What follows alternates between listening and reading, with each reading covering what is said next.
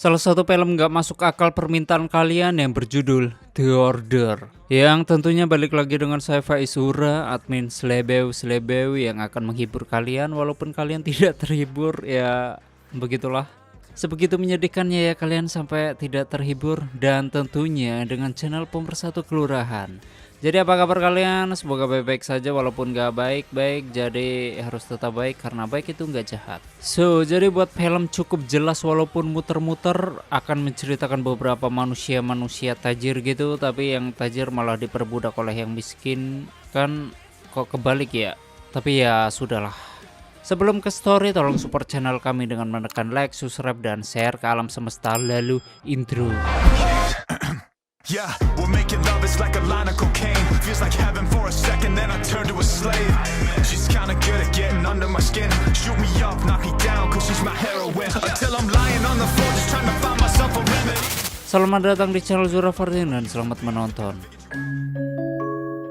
Story diawali dengan seonggok rumah sakit yang sudah penuh dengan para pasien, yang kemudian para pasien tersebut dipindahkan ke rumah sakit lain dengan alasan kondisi yang semakin darurat. Lalu ada seonggok kakek-kakek yang bernama Roland, dan dia dimintai tagihan biaya rumah sakit oleh dokter sebanyak 200.000 peso atau senilai 55 juta. Lalu ada sepasang kekasih yang bernama Marin dan Alan, dan mereka sedang joget TikTok mungkin di dalam sebuah pesta. Tak berselang lama, datang sebongkah laki-laki yang bernama Daniel yang merupakan adik Marin. Sedangkan Marin dan Alan merupakan sepasang kekasih yang akan menikah. Marin sendiri, dia merupakan anak seorang bangsawan.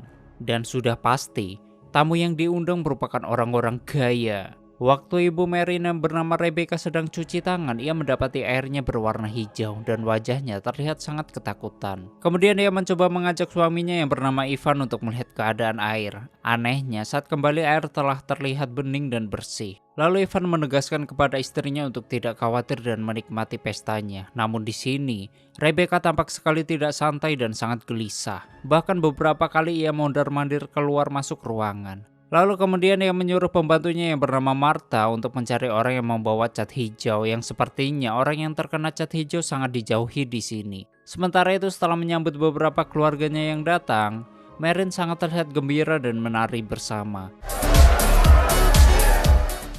Beberapa saat setelah itu, ada sebuah mobil yang tampak dilempari dengan sebuah cat hijau. Bahkan wanita yang ada di dalam mobil tersebut tampak sedang berusaha membersihkan cat yang menempel di badannya, dan beberapa dari mereka pun memutuskan untuk keluar lalu pergi dari pesta tersebut dengan perasaan yang sangat gelisah. Setelah itu, Martha memanggil Rebecca bahwa ada seorang yang bernama Roland dan dia ingin bertemu dengannya.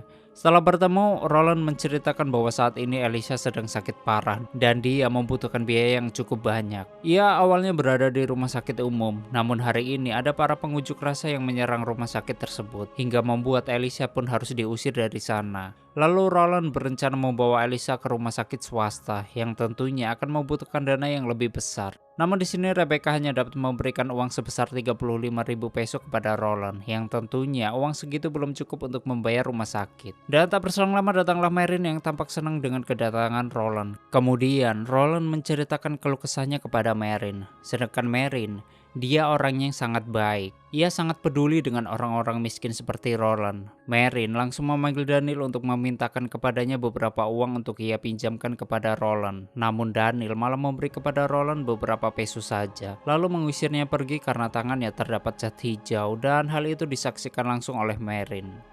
Kemudian Marin mencoba mengambilkan uangnya yang ada di berangkas, namun sialnya kata sandi berangkasnya diganti oleh ibunya. Setelah itu Marin pun mengambil kartu kreditnya lalu hendak menemui Roland.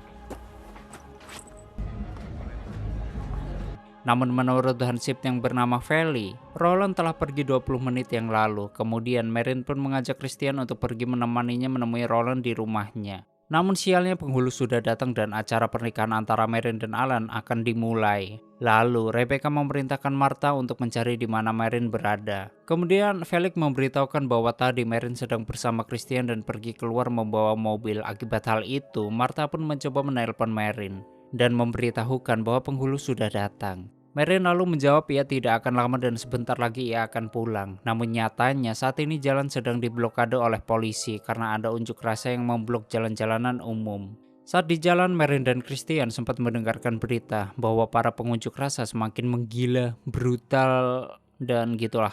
Dan benar saja, tak berselang lama beberapa pengunjuk rasa mulai memasuki rumah-rumah warga termasuk rumahnya Marin. Mereka menodongkan pistol ke arah Ivan dan mereka pun menembaknya di tempat dengan cara yang gila mungkin. Situasi pun semakin kisruh, banyak dari pengunjuk rasa menyandera bahkan menodong siapapun yang memiliki harta dan sialnya. Felix yang dipekerjakan sebagai hansip di rumah Merlin justru melakukan pengkhianatan dan menyandera Rebecca. Lalu menyuruhnya untuk menyerahkan hartanya kepada Felix. Lalu ia pun membinasakannya.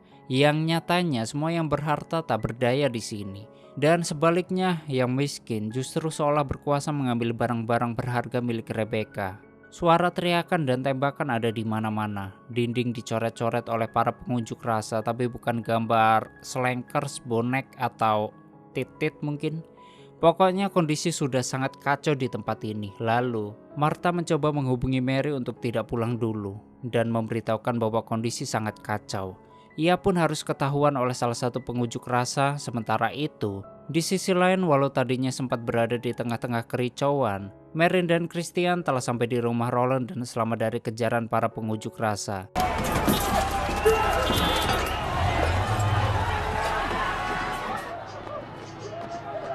Situasi sangat ricuh hingga malam hari.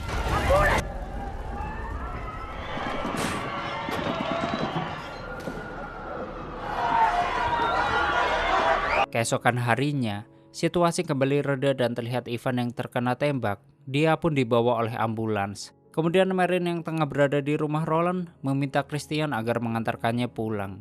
Namun sayangnya, saat Christian memeriksa keluar, ia malah disandera oleh para tentara dan keadaan menjadi aneh.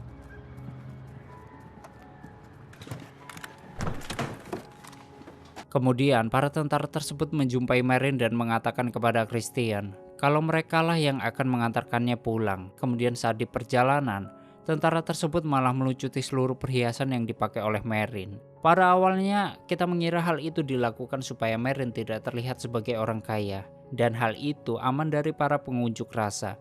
Namun nyatanya enggak. Mereka sama halnya seperti para pengunjuk rasa yang haus akan harta dan tahta yang merampas harta milik orang kaya. Setelah berjalan semalaman, Martha pun akhirnya pulang dalam keadaan selamat dan menanyakan keberadaan Marin. Di sini Christian menjawab bahwa Marin diantar pulang oleh para tentara, yang nyatanya para tentara tersebut tidak mengantarkan Marin pulang ke rumahnya, melainkan ke markas mereka yang dimana markas tersebut sudah dipenuhi puluhan orang yang disandera oleh mereka.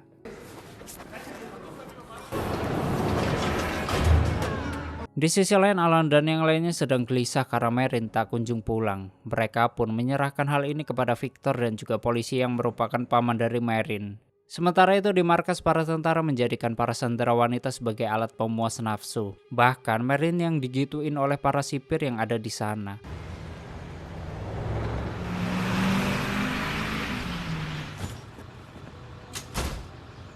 Setelah 1 bulan lamanya, Marin pun tak kunjung ditemukan, sedangkan Ivan, dia sangat khawatir dengan keadaan putrinya.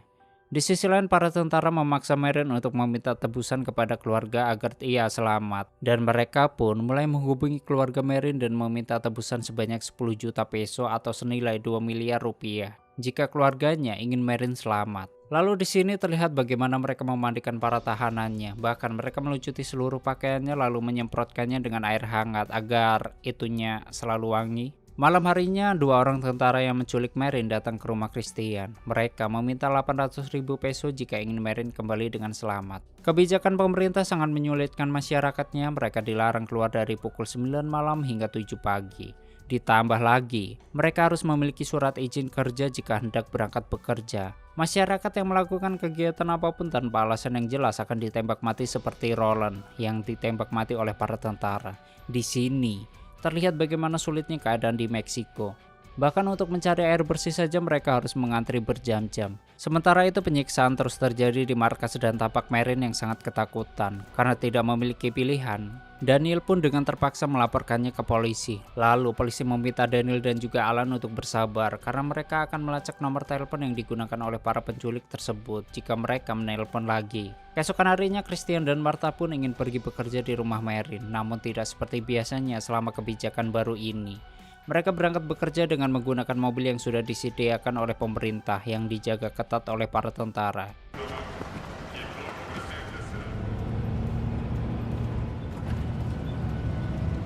Kemudian Christian datang dan menemui Daniel lalu menjelaskan maksud kedatangannya kemari. Daniel pun menyampaikan kepada Ivan bahwa ada 2 orang tentara yang akan mengembalikan Marin dalam keadaan selamat. Jika tebusan yang mereka minta dibayar yaitu sebanyak 800.000 peso. Karena Ivan sangat kaya dan ingin Marin selamat, dia pun menyanggupinya.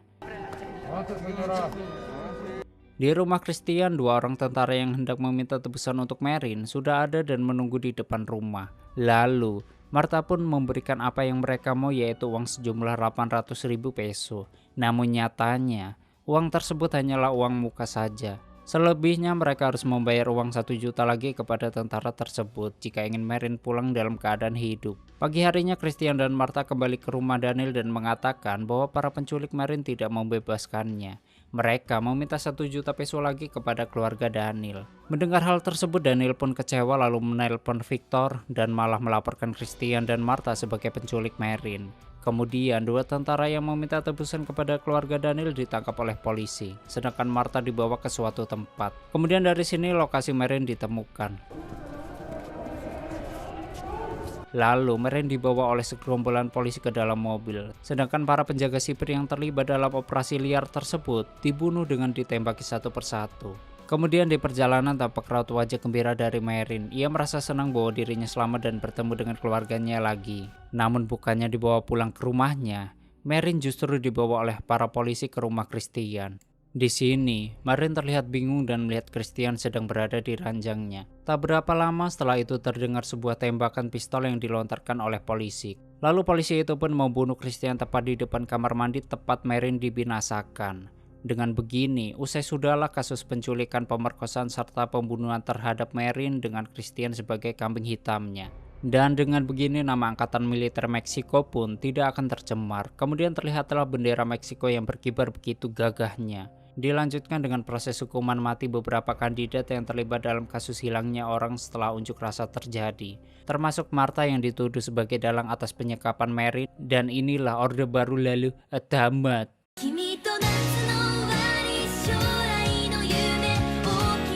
Oke, seperti itulah story film mencengangkan yang berjudul The Order. Dan bagaimana menurut kalian dengan film ini? Cukup sangat luar biasa ya pemirsa. Puyeng sendiri gue ngeliatnya, tapi seenggaknya kapan lagi gitu kita bisa ngeliat jagoannya mati. Dan bagi kalian yang ingin filmnya di storyin, silahkan tulis di komentar. Terima kasih udah nyimak video ini sampai habis. Terus support channel ini dengan menekan like, subscribe, dan share ke alam semesta.